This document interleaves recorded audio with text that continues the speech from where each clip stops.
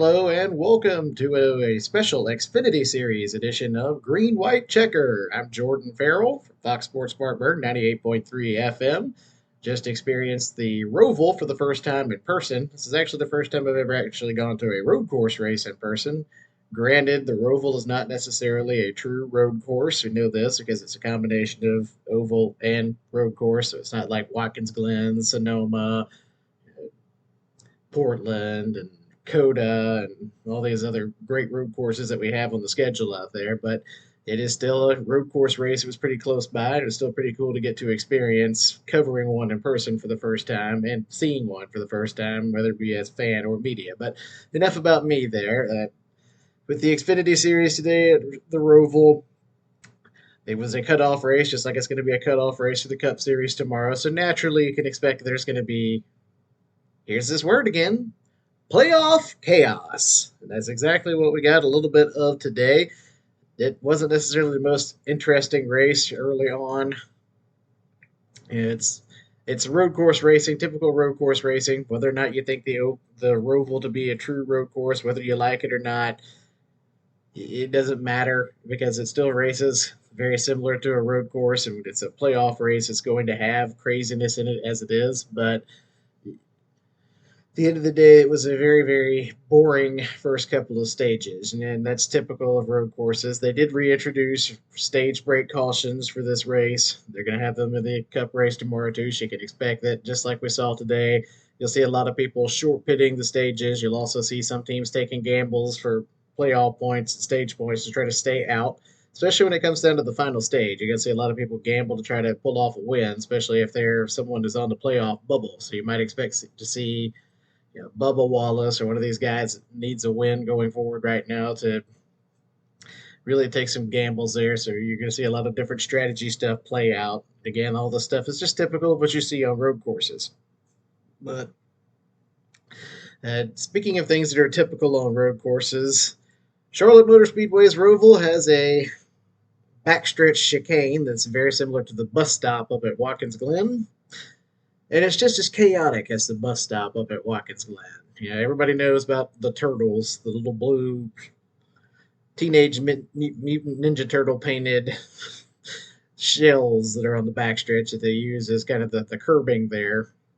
Of course, that curbing exists where, the cars, if they're going into that chicane too fast, they can use it to help slow them down a little bit. They go up over those, and it's like running over a speed bump. It'll help you slow down and help you to maintain a little bit of control as you're going through that chicane. But at the same time, if you still go through there too fast and you hit the brakes really hard because that is a heavy braking zone, then that causes wheel hop. Wheel hop looks really cool because you get nice still photos if you're media, even just nice shots on video of cars that look like they're flying through the air because they're way off the ground. But in reality, that's a problem. Wheel hop was a huge problem, and since we particularly covered Jeremy Clements here, I'm going to focus specifically on how it was a problem for him. Jeremy Clements, I've said this multiple times about him this season, and I'm going to keep saying it. I've even said it to his face, and he completely agrees with me on this, that if he didn't have any bad luck, he wouldn't have any luck at all this season. It's just not been his year. The type of luck that we've seen the playoff drivers have, dealing with the pressure that they're dealing with in the Cup Series, he's basically dealt with the same thing every week, not just during the playoff run. He's not even in the playoffs. So, kudos to Jeremy Clements for fighting through this season as he has, because it has been a very rough year for the young man. But, he came into this weekend, and one of the things he said when I talked to him after the race today was that they were having a problem with wheel hop seemingly ever since they came in to the weekend. And they ran a couple of laps in practice, and he went into that backstretch chicane and, hitting the brakes. His car was already kind of handling a little bit loose. And so naturally, in order to keep the car up underneath him, you had to brake sooner and you had to brake heavier. Something that doesn't really fit the style of Jeremy Clements. Jeremy doesn't like to brake really heavy. He likes to kind of be aggressive going into these types of things, but he had to brake really heavy going into that zone, and he had the wheel hop problem, and it caused the car to come out from underneath him. He spun out in the middle of that chicane, and when he did, he went over the turtles and really, really, really tore up the bottom of his car. It broke off the the jack bolt there that they used to, when you stick the jack under it to lift it up on pit road to change the tires. There's this little plate on the top of the jack, the hydraulic jack. When it comes up, it takes this little pin that's sticking down and pushes up on it. That's what lifts the car up off the ground. That basically got completely ripped off when he went over these turtles. And you saw the same thing happened in qualifying for Denny Hamlin. Right now, I don't know if Denny Hamlin's going to have to go to the back. I don't know if he needed repairs. I do know that he doesn't need a backup car. So there's a little info on the Cup race here. Denny Hamlin going to continue on in his own car, but it'll be interesting to see if he needed to have any repairs, because right now he's got a top 10 qualifying spot, and yeah, he being a favorite to try to move forward in the playoffs here, it would help to start in the top 10, because one of the things about any road course race, much less on the Roval, is it's hard to pass. It's supposed to be hard to pass on a road course because road courses are supposed to be challenging, and the Roval is very particularly challenging because you only have two braking zones that you can really initiate passes in, and you have to outbrake the guy in front of you. That's typical of road course racing. It's all about outbraking the guy in front of you and just getting a jump at just the right time. It's a lot of patience, it's a lot of skill, and sometimes it's a lot of luck that plays into it too. It's just one of the things that makes road course racing so interesting. But again, going back to what I was saying about Denny Hamlin, he may have to go to the back. Jeremy Clements ended up having to go to the back. He had some irreparable damage on the bottom of his car. He tore the suspension control arm mounts, where they go up against the bushings up underneath the car, which kind of serve as a way to keep the car from bottoming out when you go over bumps, and particularly, let's just say, go over the turtles here. It keeps the car from bottoming out and tearing off the splitter in the front fender. It'd be the same thing. You have the same thing on your street cars. If you go over a speed bump, you have bushings on your suspension control arms that help to keep the car leveled. Well, the mount brackets where these control arms connect to those bushings were completely bent from where he went over these turtles, and that didn't help the handling problems that Jeremy was having going into this race. It made it even worse. He made the car even looser. And so all day long, Jeremy Clements battled having bad steering problems. Of course, he had to start at the back. He struggled to keep the car up underneath him. He basically, again, had to do what he doesn't like to do and brake a lot sooner just to keep the car in front of him or keep the car underneath him.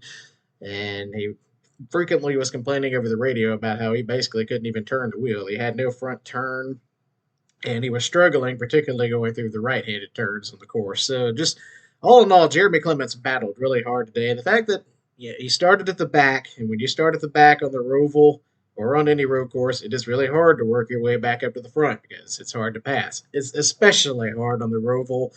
Jeremy picked up like 5 spots in the first 10 laps and never really could pick up any more ground after that. He kept bouncing back between 23rd and 27th through most of the race. A couple of times where he missed a chicane and ended up back in like 30th. But all in all, Jeremy Clements ends up coming home 23rd today, and that's a result that he will take all day long, given how the day went. As far as the rest of the race goes, again, this was a cutoff race, and so look at the finishing order in this one. Sam Mayer picks up his third win of the season and the third win of his career. All three of those wins this season have come on road courses. So Sam Mayer establishing himself as a bit of a road course ringer. Is he the new AJ Allmendinger in the Xfinity Series? Cole Custer had a really strong run today. He ends up finishing second. Josh Berry had a rough go at it in the middle stages of this race. He finished second in stage one, and then he went from finishing second to straight up not having a good time real quick. Spun out twice and had to work his way back up there, but Josh Berry ends up finishing third in this one. Riley Herbst picks up a fourth place finish. Kaz Grala fifth. Parker Kligerman, Daniel Hemrick, John Hunter Nemechek, Austin Hill, and Sheldon Creed round off the top 10. Other playoff drivers: Sammy Smith 11th, Chandler Smith in 12th, Myatt Snyder in 14th. Jeb Burton ends up finishing 34th, and Justin Allgaier finishes in 37th. So, as of right now, the drivers that are eliminated after the cutoff race today in the Xfinity Series are Daniel Hemrick, Parker Kligerman, Josh Berry, and Jeb Burton. So they are eliminated. Then moving on to the next round here in the Xfinity Series playoffs, after the points have been reset, John Hunter Nemechek now sits at the top. Austin Hill in second. Justin Allgaier is third. Sam Mayer is in fourth. Cole Custer fifth. Chandler Smith sixth. Sheldon Creed seventh. Sammy Smith in eighth. So there's your round of 8 for the NASCAR Xfinity Series playoffs. So again, congratulations to Sammy Smith on picking up the road course win today at the Charlotte Roval. Now we'll turn our attention to head to Las Vegas next week, where Jeremy Clements is very excited about that. Vegas is a track he's real fond of, and seems like Mark Setzer is pleased with whatever setup they've got going, whatever car they're going to run next week. So should be interesting to see what happens at the Xfinity Series and with Jeremy Clements next week. But that'll do it for the Charlotte Roval. Again, Jeremy Clements comes home at 23rd. And the win goes to Sam Mayer today. He picks up his third career win, his third win of the season, in a must win situation to move on to the next round in the Xfinity Series playoffs. That'll do it for this Xfinity Series green white checker. We'll have the Cup Series race tomorrow. I don't know when we'll be able to post this because I won't be able to record one tomorrow until late when I get home, probably. But we'll see if we'll get one in this week at some point.